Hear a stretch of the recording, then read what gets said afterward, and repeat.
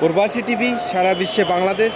আমি এখন কথা বলবো এক প্রবাসী ভাইয়ের সাথে। সে প্রবাস থেকে অনেক সমস্যার সম্মুখীন হয়ে আবার বাংলাদেশে আসছে। বিস্তারিত তার মুখ থেকে জেনে নেব। আসসালামু আলাইকুম রহমতুল্লাহ। ভাই, আপনার নামটা কি? আমার নাম মোহাম্মদ জসিমউদ্দিন, সিলেট বিভাগ, জেলা হবিগঞ্জ, থানা আহমদনগর।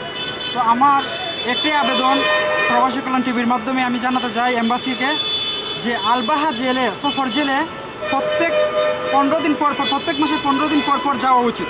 কারণ 15 দিন পর পর যদি না যায় আমাদের অবস্থা নাহাল। যেমন আমি 1 মাস প্রায় 15 দিন জেলে ছিলাম। তো এম্বাসি যদি অতি চালাক যাইতো তাহলে এতদিন আমার জেল কাটা লাগতো না। তো আমি আপনাদের মাধ্যমে আবেদন করতে চাই এম্বাসির কাছে, এম্বাসি যেন 15 দিন পর পর যাওয়ার চেষ্টা করে আলবাহা সফর জেল। এটাই আমার আবেদন।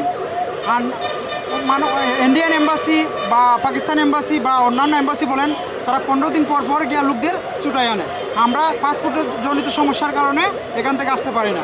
তো আমার এটাই আবেদন এম্বাসির কাছে, এম্বাসি যেন আলবাহা সফর জেলে প্রত্যেক মাসের 15 দিন পর পর যোগাযোগ করে। আপনি কতদিন ছিলেন প্রবাসে? প্রবাসে ছিলাম 2 বছর 4 মাস, আর জেলে ছিলাম এক মাস 15 দিনের মতো, এম্বাসির জন্য শুধু।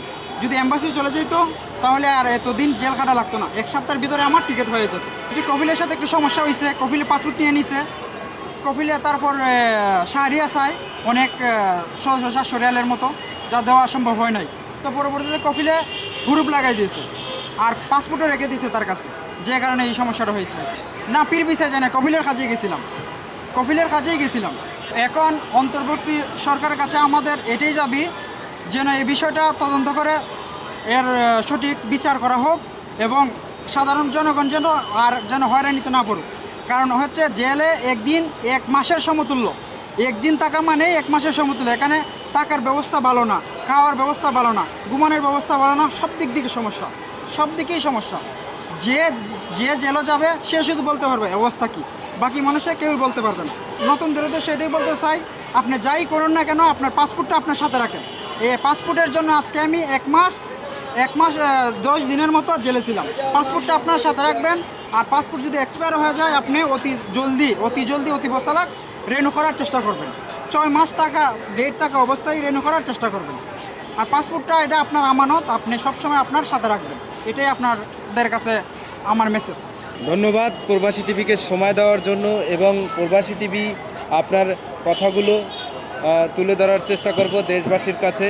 এবং প্রবাসী টিভিকে আপনি দেখেন?